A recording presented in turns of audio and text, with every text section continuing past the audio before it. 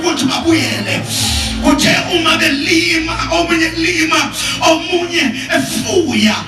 Lithi iBhayibheli ngesikhathi benza zonke lezi zinto bacabanga ngelinye ilanga kwafika umcabango ukuthi uma sithatha izinto esizivunileyo sithatha izilwane lezi sifuyileyo ngeke uNkulunkulu asivulele. Bayithatha bazisa kuNkulunkulu. Kwacaca ukuthi noma omunye phethe ama-vegetables omunye phethe izilwane, but the access is denied. Bafuna ukubuyela laba bantwana kodwa indlela eyakhona ivalekile. Kodwa namhlanje ebusuku, namhlanje ntambama sifuna ukuveza indlela evulekile ebheka kuyo Mdala wezinsuku ophethe zonke izinto ezidingwa umphefumulo wethu. Isono sinjalo. Lithi iBhayibheli uNkulunkulu webazalwane ngesikhathi uNkulunkulu befika uNkulunkulu lithi iBhayibheli wawunaka usebenzisa leli gama lithi God respected umnikelo kaAbel. God respected. Alivezi ukuthi uvulile kodwa lithi wamukela umnikelo. Alivezi ukuthi wamamukela onikelayo. Wamukela umnikelo kodwa ayikho declaration ethi onikelayo wamukelwa. Lithi iBhayibheli wangawuhlonipha futhi wangawamukela umnikelo kaKhayini. Uma engawuhloniphanga engawamukelanga, lithi iBhayibheli wacasuka kakhulu. Lithi iBhayibheli uNkulunkulu wamreach out wathi ucasukeleni. Uma wenza kahle ngeke nawe wamukela umnikelo wakho na. But iBhayibheli liveza ukuthi lithi iBhayibheli wacasuka waze wabulala umfowabo. Itheveza ukuthi ukubulawa kokuqala kwenziwa ethempelini. Kwenziwa phambi kaNkulunkulu. Umuntu oqala wabulala umuntu wambulala phambi kaNkulunkulu. Kwasengena zonke lezi zinto, kwangena ukufa, kwangena izifo, kwangena ukuhlupheka, kwangena yonke into. Kwacaca ukuthi iyaba lento iyabacindezela, but the access is denied. The access is denied. iBhayibheli ke liveza ukuthi iBhayibheli uNkulunkulu encwadini kaLuke chapter number 23 kuvela lapha uNkulunkulu esevula indlela ebheke kuye, indlela ebheka ezintweni zakhe. Sithola amazwi awu7. Ngiyazi ukuthi nishunyayizwe kakhulu amazwi ayi7 kodwa can I get into those things namhlanje la uma uzobheka la mazwi athi baba batholele ngoba bakwazi abakwenzayo. Ayekade ethi Nkosi phinda ureconsider ubutha ophakathi kwakho nabantu. Yamukela nina nomnikelo wami bese kuvuleka indlela eyakuwe. Bese kuba khona ayesibili elithi lapha in the cross la khona iBhayibheli lithi wathi ndodana bheka unyoko, wena mama bheka indodana. Wayikade evula ireconciliation nobudlelwano phakathi komuntu nomuntu. Obonakala mhla uKhayini ebulala umfowabo. So now indlela yokuxolelwa ebheka phezulu isiyavuleka, nendlela yokuxolela nabantu bona omunye nomunye nayo futhi iyavuleka. But kukhona into ayikhuluma laphana ilokhuza lo owayibethelwe ngakwesokunene sikaJesu. iBhayibheli liveza ukuthi ebethelwe enjalo wathi kuJesu, Nkosi uzumkhumbula.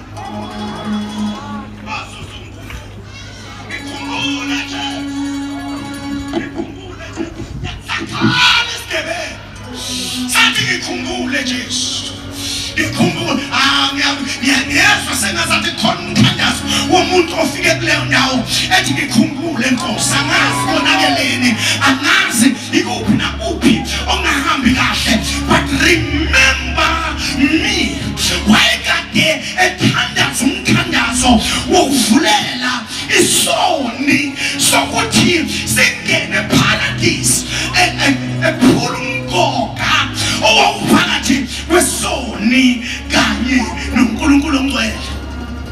But the last and not the least, lithi iBhayibheli uma esethandazela esethe namhlanje uzobe ukanye nami uzobukanye nami eparadise. Lithi iBhayibheli wayiseza kulona umthandazo othi Baba, amena amagama wayesethi ngomile, wayesedila nezimo nama-pains nazo zonke izinto ezimi phambi komuntu, ama-pains, ukuhlupheka, ukugula, i-stress nazo zonke ezinye izinto. Simuzwa ethi ngomile, izinto ezenzeke kimi zingenza ngingakwazi ukuqeda izinto engize la esiphambanweni ngizozenza. Ngomile, lithi iBhayibheli bamgijimisela inokhuza uvinika, not iwayini. Iwayini lalizokwenza ubuhlungu budame, kodwa uvinika wamenza ukuthi uvinika ushise, ukuze nawo adonse umzimba wakhe, ewudonse sesiphambanweni, amemeze asho lamazwi athi kufeziwe. Na uma esho lamazwi athi kufeziwe, lithi iBhayibheli khona izinto ezenzeka ngalelo langa. Number one, lithi iBhayibheli kwabonakala abafileyo bevuka emathuneni bengena emzini ongcwele. Seniyavala njalo bekuyizwi lomthandazo le. Wabonakala abafileyo bevuka, the resurrection power took place uma ethi kufeziwe. iBhayibheli vese ukuthi uma bebabona bengena emzini ongcwele, babona sengazathi ngaleso sikhathi kukhona abafa benoNkulunkulu according to the law, kukhona abafa benoNkulunkulu according to the prophet. Kodwa now sekufa uJesu manje, ngoba ngokomthetho amandla ovuko abengekho, ngokwabaprofethi amandla ovuko ayengekho, kodwa uJesu ufeziwe, babonakala bevuka. Sekusebenza amandla ovuko, kwacaca ukuthi abakholwa uye abasoze balala emathuneni, indawo yabo ilapho yena akhona. Number two, enye izinto eyenzekile uma ethi kufeziwe, kuthiwa bazalwane kwaphuma, lithi iBhayibheli kwadabuka iveli. Ukudabuka kweveli kwakusho ukuthi there is an access. There is an access. Asakhe sono esingavimba ukuthi sifike sibe na-access ebheke kuyo, ngoba ngesikhathi uJesu ufeziwe kwakuvuleka umnyango othi sesingabuyela sifike kuyo. Kukhona izinto ebey'thanda ukusivimba, kodwa look at you, izifo bey'funa ukukuvimba, kodwa the access, the power of the access, khona izinto usathana bethu uyihlelile, kodwa kwasho ukuthi umnyango nendlela seyivulekile. The access is allowed. The access is allowed. Kuthiwa-ke uma bekhuluma labo abakhuluma ngale ndwangu, bathi le ndwangu wawungeke uyidabule uwedwa. Kwadingeka amadoda angaphezu ka-300 ukuze kwazi ukudabula le ndwangu. Kodwa izwi likaJesu alithi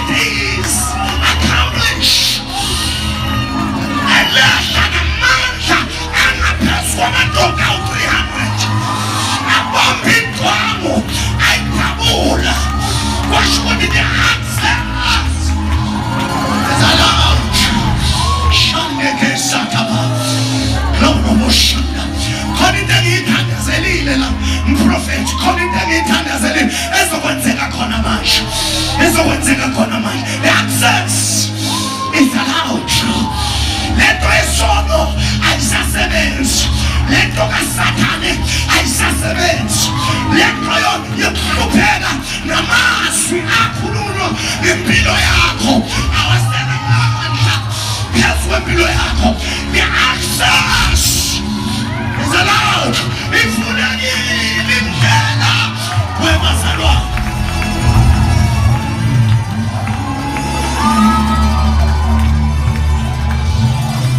Indlela ifulekile. Indlela ifulekile. Ayisekho into amadimoni angayenza. Ayisekho into uSathane angayenza. Ayisekho into nalabo abasetshenziswa amandla obumnyama. Ayisekho into abangayenza ngoba the access is allowed. Ngizwe abantu bekhuluma estadium ukuthi indlela ifulekile, noma kumnyama indlela ifulekile, noma ngabe kwenzekani indlela ifulekile. Access is allowed. Access is allowed. uJesu mayisho lamazwi ethi ufezi wavuleka izinto, waqala ukuthi akekho yophinde avale. Kuthiwa wabukhona owayiqashiwe ukuthi azogada ukuthi ingafiki lo mzuzu. Isosha angazi ukuthi leli sosha babe likhethe kanjani. Walandwa leli sosha wathi walime eduzane kwesiphambano ukuthi azangavumi ukuthi sibuyelwe izinto zethu, azangavumi ukuthi sibuyelwe ukuphila kwethu. Wakati ukuthi umyekile wakhuluma, wathi mayikhuluma kwakhaphuka abantwana lithi iBhayibheli kwaba mnyama. Wakati ukuthi ukhuluma intwana elanqatshwa ngabakhi, kodwa manje selaba inhlobo yakhumbi uJesu igama lakhe.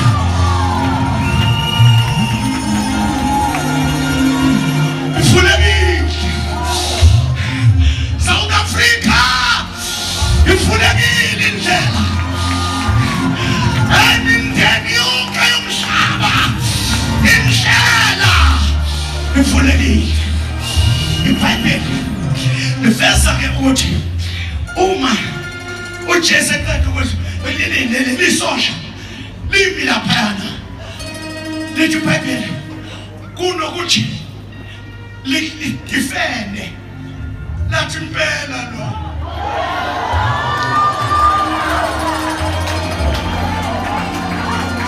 impela lo uyindodana kaNkulunkulu. Uyabona ke lamazwi athi uyindodana kaNkulunkulu akusiwona amazwi alula njengoba thina siwathathe lula.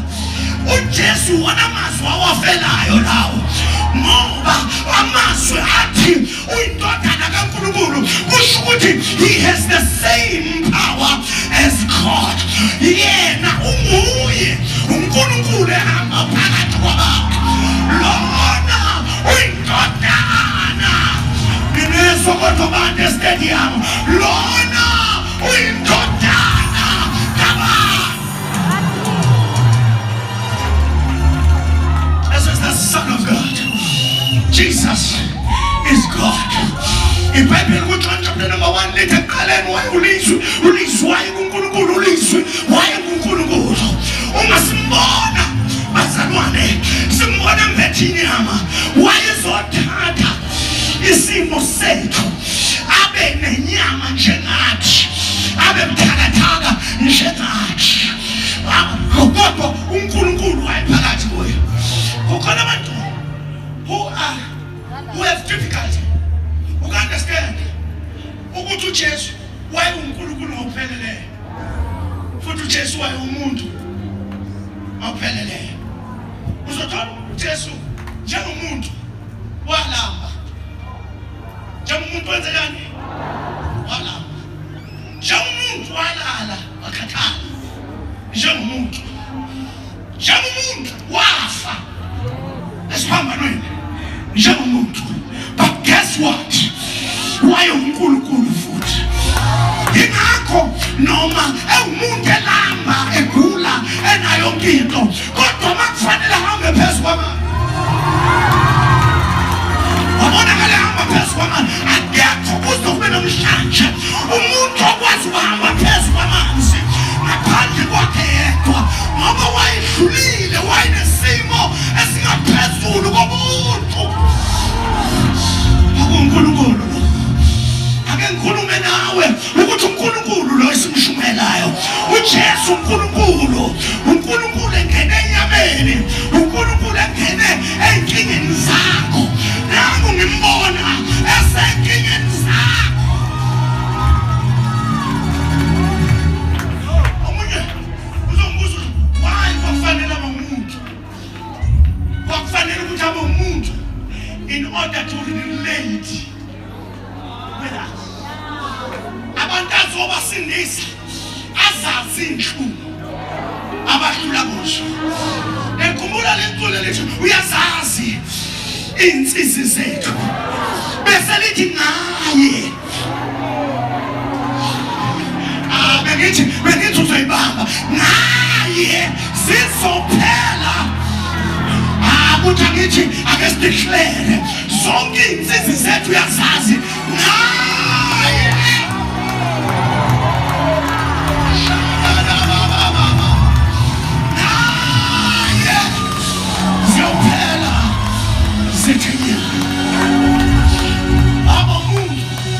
Ukuze kwazi ukurelate nophawu nesidlula kubo nenyembezi zethu.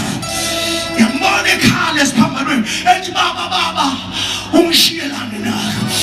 Wayerelate nabantu abashiywa abazali babo.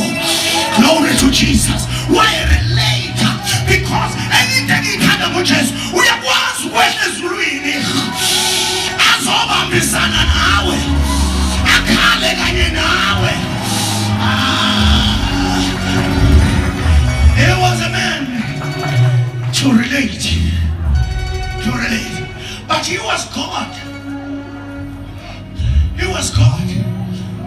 Why uNkulunkulu?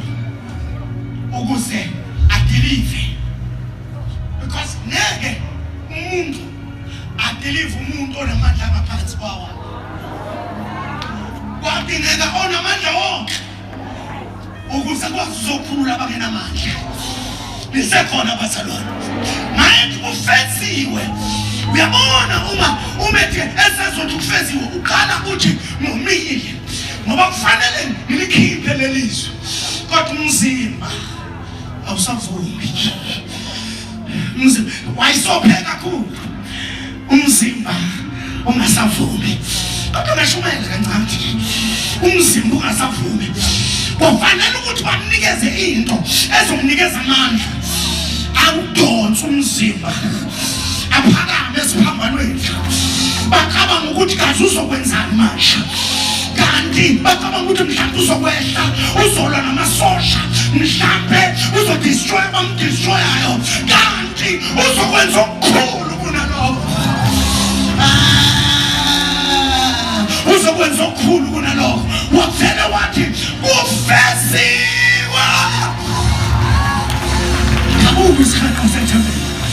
There was an excess. Uthangisho namhlanje nakuwe ukuthi there is an excess. Kuzo zonke izinto ovaleleke kuzo there is an excess. Kulabo abaphakathi emndenini bathiwa ngeke babe lutho, there is an excess. Kulabo abafika ukufa sekukhona ukuphila okuphakathi. Ikhona insindiso bafowethu, kukhona